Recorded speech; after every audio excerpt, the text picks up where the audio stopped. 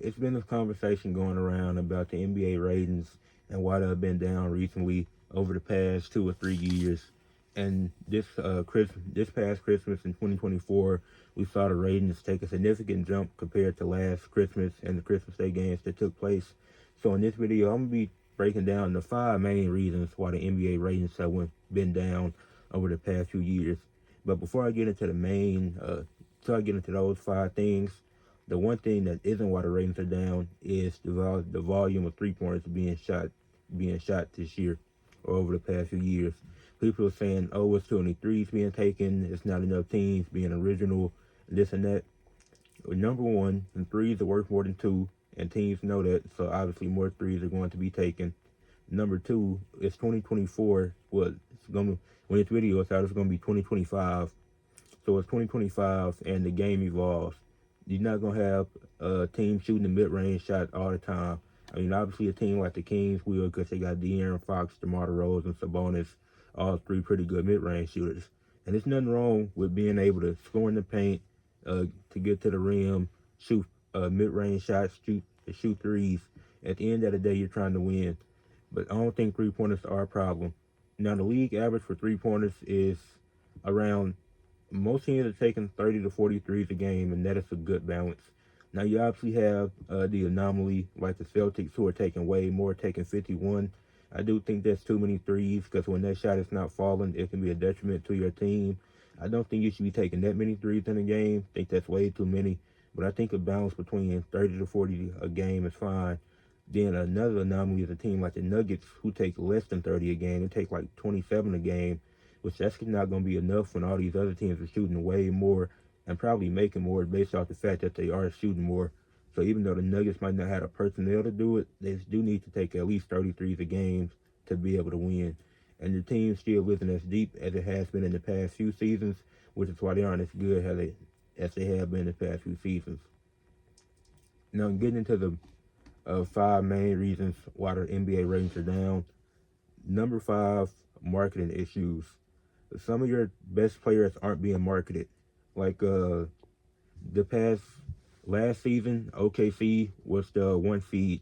They didn't have a Christmas game this year, and that's fine because only 5 games happen on Christmas. So only 10 teams get the opportunity.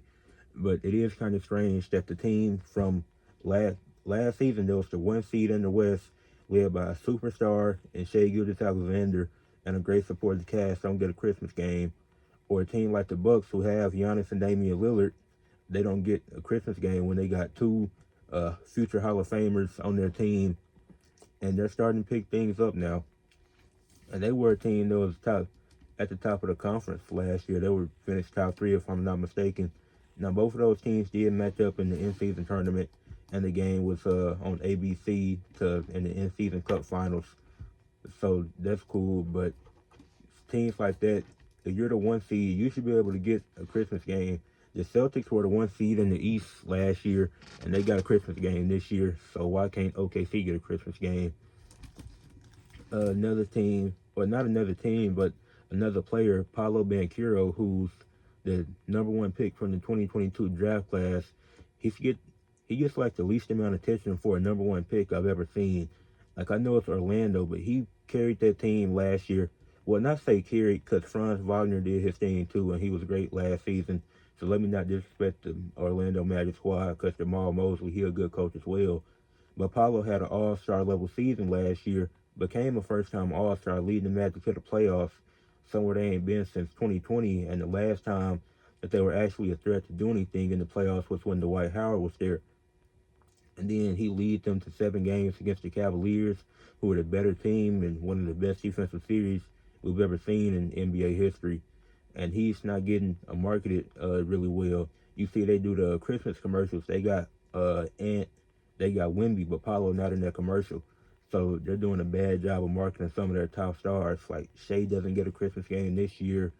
Paulo isn't in the new Christmas commercial.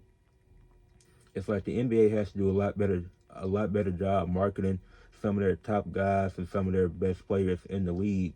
Because these Apollo's just not some bust. He's one of the best number one picks in one of the best draft picks in Magic history, and one of the best players in the league. He's a really good two-way player, And I get that he's injured right now, but you still had the opportunity to put him in that commercial. You still had the opportunity to put OKC, who was the 1 seed, and get him a Christmas game. Like, they do a great job marketing Wemby. Since he's just French sensation, 7'5", can do everything. And it's like, that's good, but you need to do that with all your guys that are top picks. LaMelo, he doesn't get marketed like that. Now, I understand that the Hornets are bad, but LaMelo is one of the funnest players in the league to watch. He's an incredible playmaker. He's a great scorer. He's averaging 30 points this season, and I know he's been injured and dealing with some injuries, but then Brandon Miller as well. Like, the Hornets might be a bad team, but the duo of Brandon Miller and LaMelo is really fun to watch. But they're not being marketed just because the team sucks. People aren't going to become fans of these teams if these guys aren't getting marketed and you're not seeing them on TV consistently. Like, the main teams you're seeing on TV is teams like the Lakers or the Warriors or the Suns because they got Kevin Durant. Like, obviously, KD, Bron, Steph, the big three in the NBA.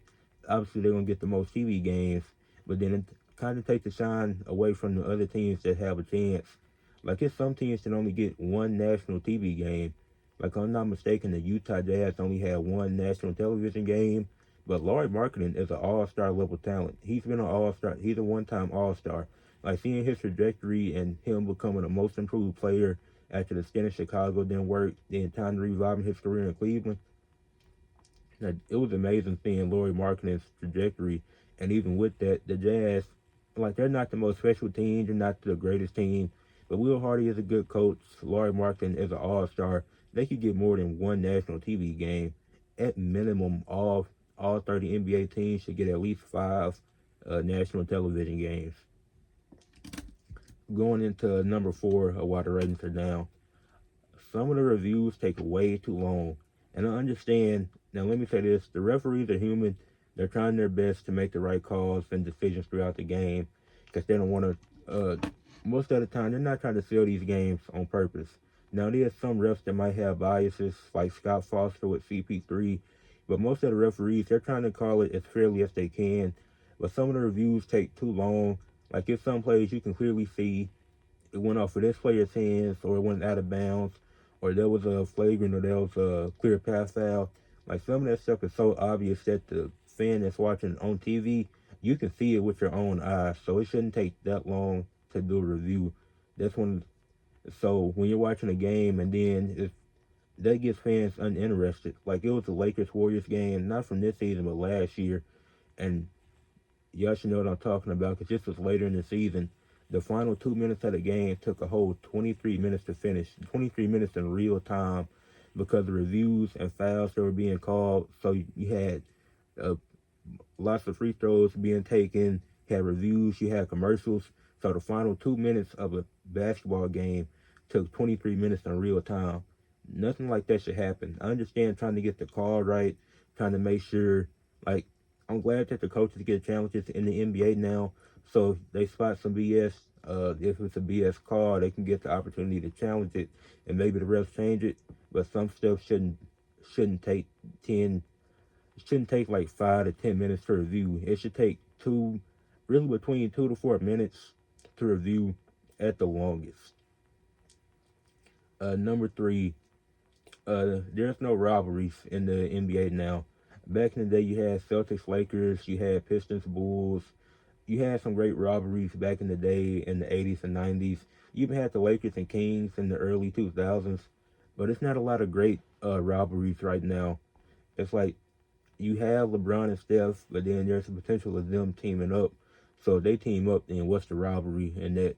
Now, you never saw Magic and Larry Bird team up. Now, I'm not saying that they're better than LeBron and Steph, but I'm just using that as an example because these guys are competitors. Like, obviously, they got love for each other when off the court, but on the court, it's like if they team up, they kind of ruins the rivalry that they had. Like, it's going to be remembered.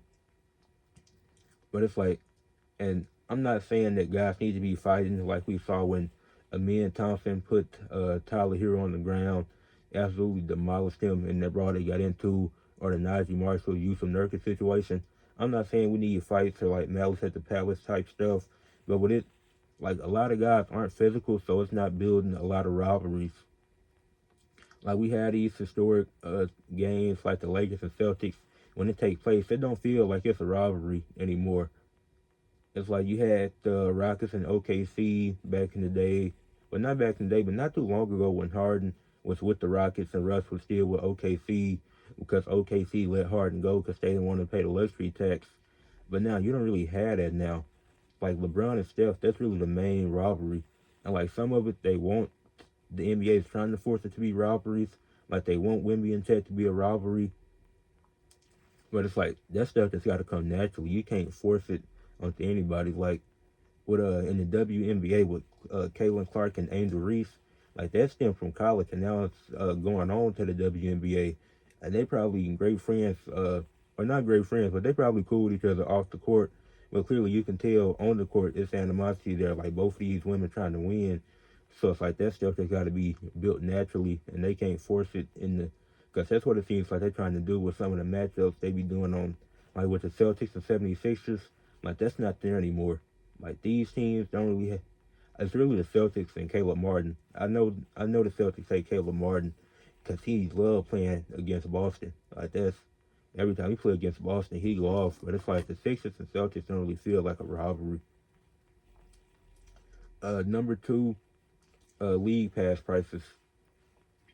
Now it is super expensive to watch the NBA.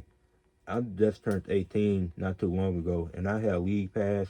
And when I first bought it, it was on a deal. It was pay $15 for the first time. Then once renewed, it was 99. So I knew that going into it. But then I was like, well, I want to watch multiple games at once. So I upgraded my subscription, and then this is gonna lead me into number one. But it's like the league pass is expensive, like $99.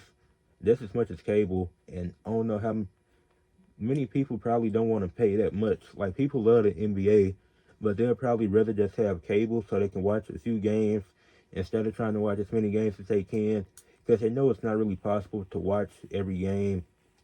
And then it's like you're gonna see the Lakers, you're gonna see the Warriors all the time on TV. But it's like the prices for this stuff, it's expensive. It's about the same prices as cable, and you don't want to be paying both of those bills at the same time. Because at least with cable, you're getting other TV shows and stuff that you're able to watch. On the NBA app, it's just basketball, and most people probably will get tired of that, just seeing that one thing. Obviously, it's stuff you can go back and watch. It's historic games on there, like from the '90s finals and stuff that you can check out. Well, like I said, the prices are too expensive, especially because of what's number one, and that is blackout restrictions. I live in Arkansas, so the three closest teams to me are the Dallas Mavericks, the OKC Thunder, and it's one more team, the Memphis Grizzlies. Those are the three closest teams to me. But on League Pass, I can't see any of those three teams because of blackout restrictions. I had to use the illegal websites that be having to have all the baseball, the hockey, and stuff on there, and the basketball games. That's how I had to watch them.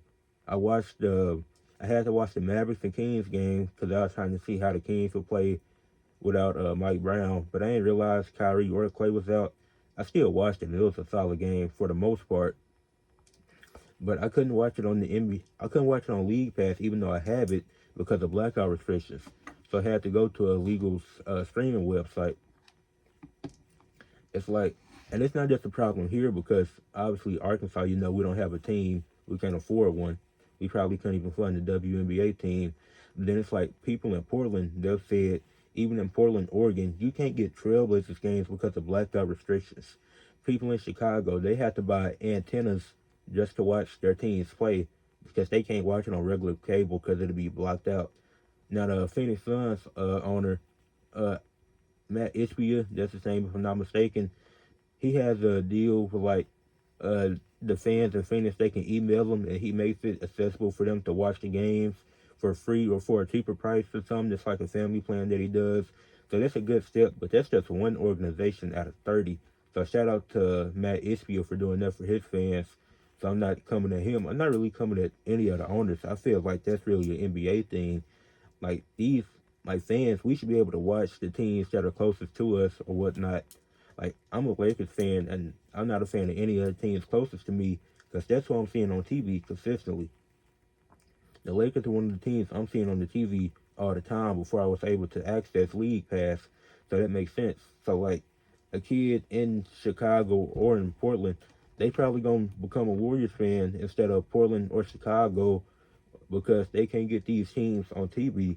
So not only is the League Pass prices kind of expensive, it's also very expensive when you realize you can't access every team. If I had an NBA League Pass, that means I should be able to access every team. Out of out of the 30 teams, 3 are blocked out for me. I'm watching Anthony Simons more than I'm watching Luka Doncic, and that's not and not to say that Anthony Simons is bad, but Luka Doncic is one of the top 3 players in the MVP in the NBA. And last year, I was calling him the MVP, even though I had a limited amount of games that I could really watch Luka, because I would have to use a legal website, or if I did use my TV, I had to go to Valley Sports. But then it's probably other action I'm missing because I know I cover as many sports as I can. I cover multiple different sports like basketball, football, baseball, hockey. So these illegal websites do come to use at most times. But it's the NBA League Pass, which is outside of the NFL Plus, which I also purchased. At least with NFL Plus, the NFL Premium, whatever, they let you see every game, the condensed and full version at an hour after it's going off, just so they can have time to process it and get it uploaded. Like even when the Mavs, OKC, or Grizzlies go off, I have to wait 3 whole days to watch those games. So the ways I've been watching OKC, if they're not on the ABC, like that Bucks game, I'm using a legal streaming website to watch their games. But those are the 5 main reasons why the NBA ratings have been down over the past 2 or 3 years. Make sure you leave a like on the video, subscribe to the channel, comment down your comment down below what you think about what I said. Do you agree? Do you disagree? Let me know in the comments. But that's it for this video. Peace.